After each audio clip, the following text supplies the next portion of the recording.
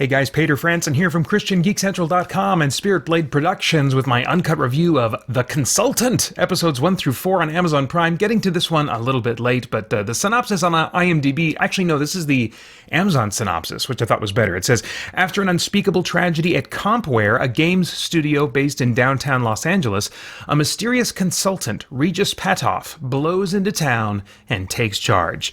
I almost missed this one because I was trying to figure out, does this merely have geek appeal? I didn't even notice from the promotional materials that it was about a games company, just some company somewhere, and there's a weird guy, and there's lots of business suits. I don't know if this is going to be my kind of thing or not, but you know, it being a games company certainly gives it some geek appeal. Is it a geek genre?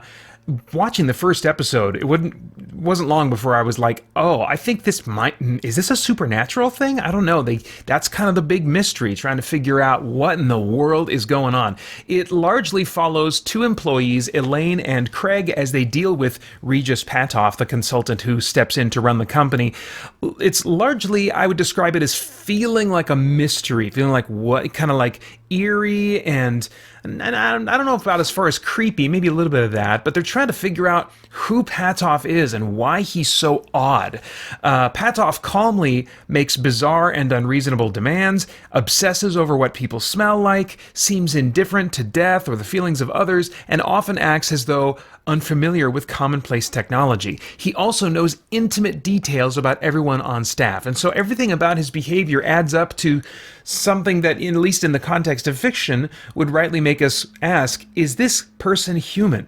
The viewing experience is about watching what strange thing, basically, Patoff will do next, and then seeing how the two main characters, and also the surrounding staff as kind of a background noise, how they react to Patoff, while they're also trying to determine who he is, why he seems so otherworldly at times.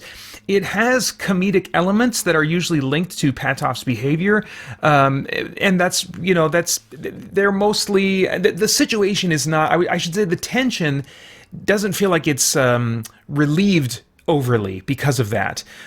It's less like they're going for a joke and more like at some point things get so weird that you just kind of laugh almost uncomfortably as a reaction. So it's a specific type of humor, not a bunch of wisecracks. It largely, again, feels like a suspense drama mystery with pervasive quirky elements. And so it's definitely a genre-bending blend of things. The season is 8 episodes long. I've only watched the first 4, so I don't know if it ends, on a cliffhanger or if there's going to be more. I understand that it's based on a book, but I don't know if this season tells the entire story of that first book or if there's more to be told after this. But I feel like I'm getting just enough in these first 4 episodes of progressive revelation, to use a term from Christian theology, about Patoff to keep me from feeling toyed with and my time from feeling wasted.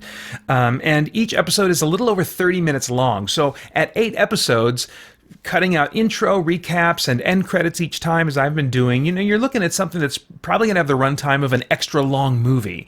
And that feels about right for how they are giving out, the pace at which they're giving out information. I think you could tell this story in less time, for sure, but the time that they give allows great breathing room for characters to be explored, to know a little bit more about their backgrounds, their life situations, and their struggles and stuff. And that's valuable because they're facing these hard choices and these moral dilemmas, and so knowing them better makes those points of decision much more rich and interesting to me. And the performers really are a big part of what makes me engage with the characters. Of course, Christoph Waltz plays Patoff, who moment to moment is very similar to the kind of stiff, smiling, oddball characters that Waltz has played in so many movies before. And that's great for me. I don't mind it being so similar to what he's already done. This is an actor's show. By that I mean it gives time and close-ups to let performances tell just as much as words.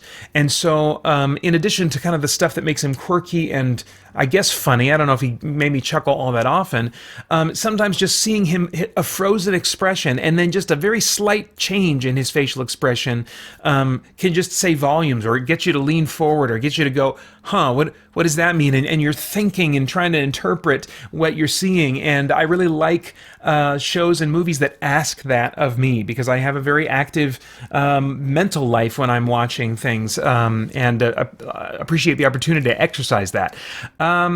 Brittany O'Grady is a new face to me, but she does a solid job, I think, with her character Elaine. Nat Wolff, who, man, I had to look it up on IMDb. I was confusing with his brother Alex. I didn't know these guys were brothers, but his brother Alex, I believe younger brother, was in Hereditary, and I was like, boy, he's older than I last saw him. And did his mole move to a totally different part of his face?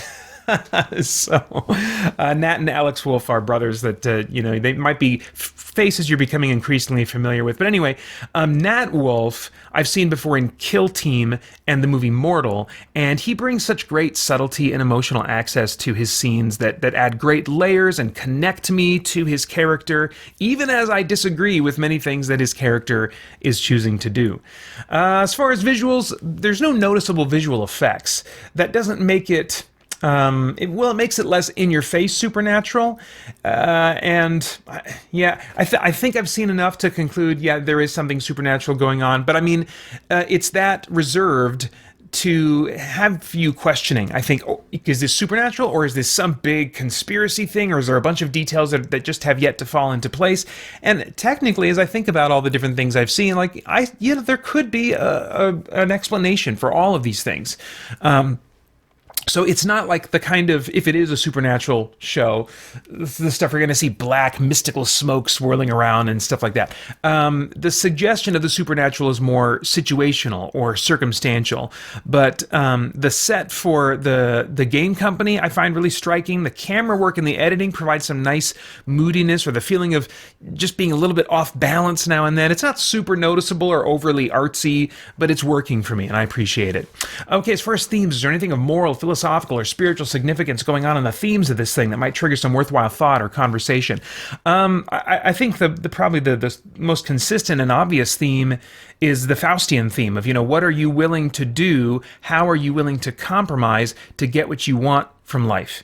And what you want could be a bunch of different things. There's different instances of people wanting a legacy, a girlfriend, financial success, recognition.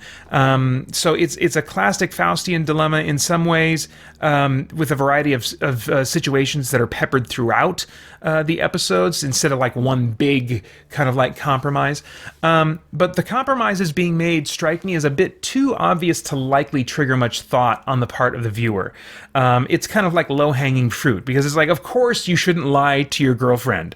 Of course you shouldn't pretend to be someone you're not, or cover up a murder.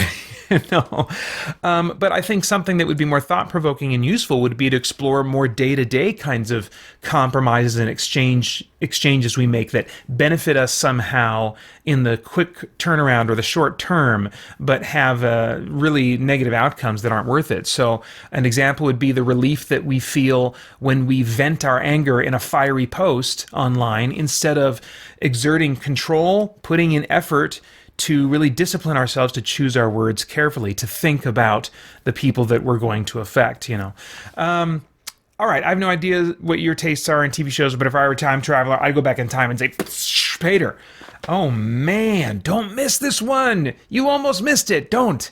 Watch it. It's definitely seems to be something that's pretty close to otherworldly. If it's not supernatural, it's some kind of crazy. The explanation that comes out is going to have to be something really off the wall. But it's also got a lot of other non-geek entertainment elements that you like in terms of filmmaking and acting and things like that. So you definitely don't want to miss this one. It's rated TV 16 plus for nudity, which I think is referring primarily, or if not exclusively, to the first episode. It's rear male nudity, non-flattering, for violence, substance abuse, foul language, and sexual content. And those are all my thoughts for now on The Consultant, episodes 1 through 4.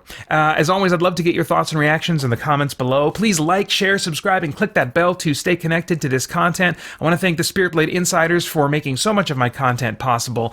You can get info about the benefits of joining at patreon.com/spiritbladeproductions. Then I hope you'll check out our podcast and stay connected to all CGC content at christiangeekcentral.com as we continue to geek out and seek the truth.